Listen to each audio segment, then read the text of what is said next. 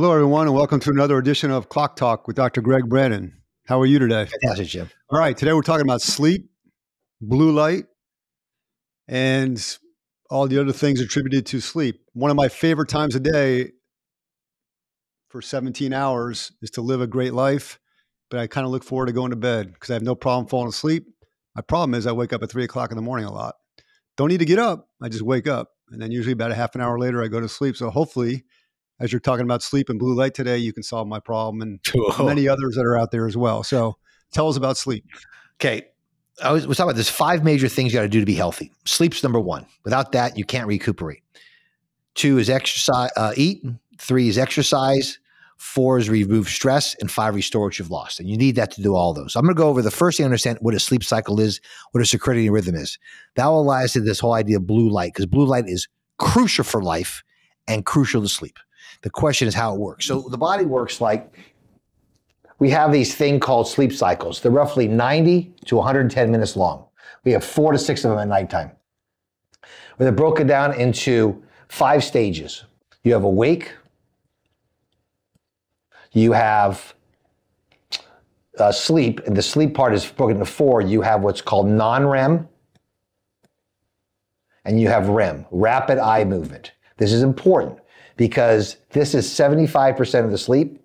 This is 25% of sleep. And this is a cycle. This is broken down to 3 stages, N1, N2, N3, and then REM. This is the deepest sleep is N2. When you look at an EEG, there's actually spine waves. You're awake, that's called beta waves. And one's called theta waves. These are called K spindle fibers. And this is called delta.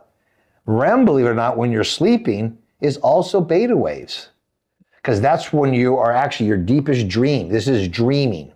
Now, this cycle, as I said, this is the deepest part. And the deepest part is very important. Back to your sleep. You're probably waking up in a REM. That's easy arousable. Here you should not be arousable. And we'll go over in a few minutes what blue light wave can do to that. So when you're here, and by the way, testosterone and growth hormone get you in this deeper sleep, is when your body actually is cleaning out. We have a system called our lymphatic system. You have your arteries away from the arch. You go into the cells, and you have veins collecting all the blood and bringing it back. Also around the cells bringing things back is your lymphatic system. That carries proteins, albumin, colloids, and it brings everything back and then dumps it back in the vena cava in the heart. You have one in your brain called the gila lymphatic system. And that's where you have your distorted proteins. People heard about Alzheimer's disease. You have these tau proteins, you have these amyloid plaques. Those are actually destroyed by actually estradiol in the beta response receptor site and testosterone. But that's being cleaned up in our deepest sleep. So that's why and you have like 4 to 6 of those every single night. So when you do wake up, it's usually in your REM sleep, waking up, you feel like you may go to the restroom, something like that, and you're more easily arousable. That's number 1. But the prepping for bed is really important because when we wake up, the sun, we have white light, which is all these different wavelengths. Blue light is electromagnetic radiation. It's an energy source, a visible energy source. And the way when our body gets blue light, when the first sunrise comes, hits the back of our retina, that turns on acetylcholine. It turns on dopamine or epinephrine, serotonin, gets our body awake for the day. That's what you're literally rising when you work out. You love that. Now, when the circadian rhythm is a 24-hour cycle, is when the blue light starts to decrease, then your body starts doing a couple of things. GABA's increased. GABA is a inhibitory of excitatory hormones. So now your brain's getting more GABA. That's going to block it. It also releases melatonin, gets you drowsy. The problem is we don't live in a day where we have now artificial light. So artificial light can throw off the circadian rhythm. So that's what's important to understand is these are all neurotransmitters in the brain that we are set to wake in this. When you're in this rhythm, then you feel that way. You sleep well. The problem is with our society, we get that thrown up. That's the big problem. So sleep disorders have to do with too much blue light wave prior to bed. So in that 90 to 110 minute cycle, are you are you going through that REM cycle during that time frame and all the other cycles as well? 100% every cycle. So you go every single time you go, you start out. Your alpha waves are like you start getting daydreamy. That's alpha waves. Then you play to beta waves. That's N beta waves. Then you get to N1, which is theta waves. Now you're sleeping. It's deep sleep, but it's not the deepest. Then N2 is very, very deep. And I messed up. There's actually N3 is your deepest sleep. Then N2, you're getting deep. These different waves change. Then your deepest sleep is the N3 ones. That lasts that's the shortest type of your deep. It's about 20 minutes, 20% of your sleep. Then you start to wake out of sleep fire. The beta waves come back up. That's your REM. There's your dreams are coming. But you're atonic. There's certain disease processes like Parkinson's disease. It's a very sad disease called Lewy bodies, where you have these tumors in your brain that during REM sleep, you actually move. That's when sleepwalking occurs too. It's enough to function, but not enough out of this deep sleep. So the deeper sleep you're in, you should be unarousable. That's the idea. And that's the best part to be. Interesting. The key thing is prepping for that, Jim. So then how do people then stay asleep all night if they're going through these 6 cycles? Oh, they're not, you're not going to wake up in your REM sleep. Even that's the way you could be woken up. Okay. But I'm saying if you the way I understood, the way you explained, so correct me if I'm wrong, you have the daydreaming part. That's the beginning. You finish with the REM, then you go back to daydreaming. Every 90 minutes you finish the REM, start again. Yes, but when you get back to that daydreaming. Oh, no, my bad. That's the first one. You never do the alpha waves again. You go from beta, you go N1, N2, N3 REM, N1, N2, N3 REM, 4 to 6 cycles. Got it. Okay. Yeah. All right. The beta, I just want people to coordinate because there's days you days off. That's a different wave. That's an alpha wave, and that's daydreaming. Okay. And then you're in REM, I guess. You're in the best dream of your life, and then that alarm goes off. And what does the alarm do to your body at that point? Well, again, you have your melatonin. And interesting. Again, I told you when you wake up with the blue light wave, you have acetylcholine going up, you have those kind of things. In REM, you actually have acetylcholine. So your body thinks it could be actually move, but the part of your brain that actually controls the movement, the thalamus, won't allow you to move. It's very interesting how it works that way. But yeah, it's nice if you could wake up on your own after the REM ends. That'd be a great way to wake up. But a lot of us have to wake up with the alarm. So the problem, it is a shock to the system. That's exactly what it is. So that's why going to bed earlier prior to that occurrence, you can wake up. The alarm may go off. If your alarm goes off because you got your schedule down where your REM's starting to end, that's fine too. But the best place to sleep is when you wake up on your own. So prior to all this civilization and light and everything else, in the old days, basically the human being went to sleep once the sun set, right? That's it. You went out to God. You got to go hang with your wife, hang with your family. Things done down. You fell asleep. That's why people got up earlier before the sun came up, but you had your sleep coming up. You wake up, and then because there is a little blue light right before dawn. Right before dawn, the blue light starts to hit. It's the back of the brain, turns on acetylcholine, and the GABA again is inhibited. All right, so let's talk about some tips on how to sleep better. Okay, fluorescent lights, LED lights. There's a great book called Circadian Rhythm that talks about this kind of stuff too. There's debate. Is the debate when you're watching your computer, watching your phone, is it the stimulation of what you're watching keeping you up, or is it the blue light?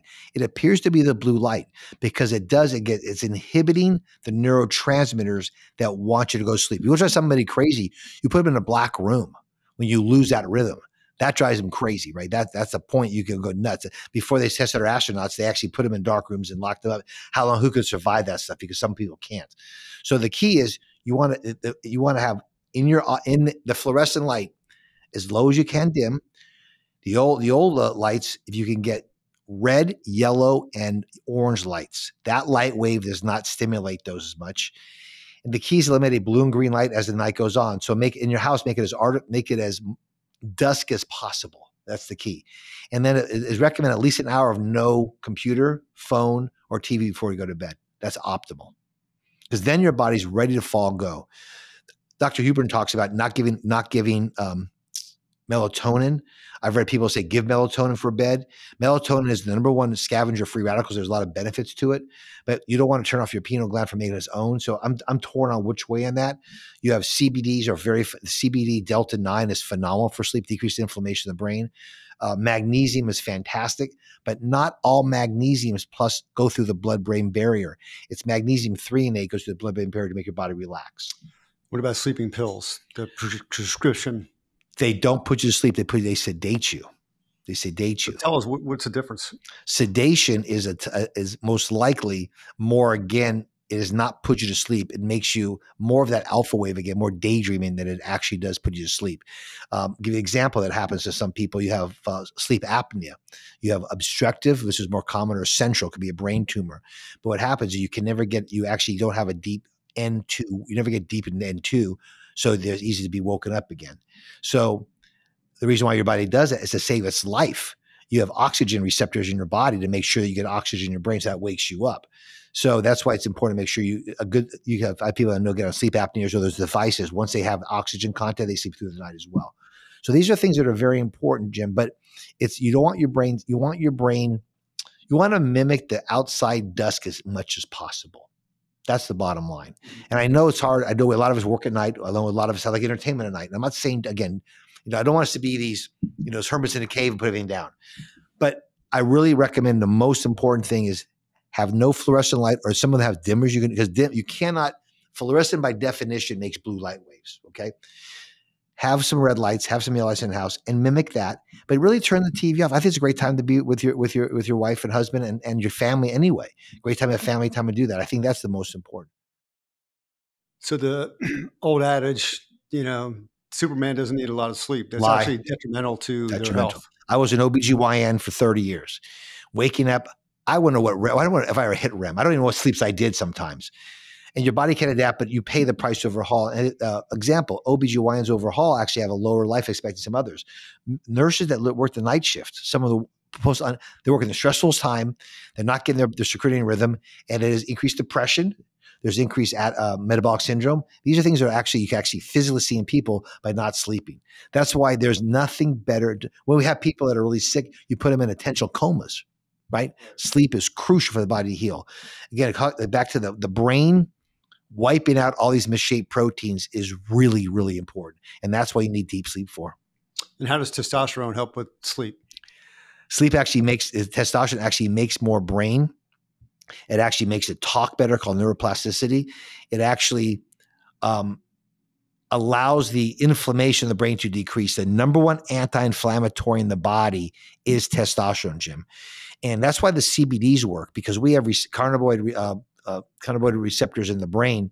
And what they do, the CBDs actually decrease inflammation. Inflammation is just terrible. So when the brain is not in inflammation, same thing with magnesium. What it does is it relaxes the brain, the nerve conduction.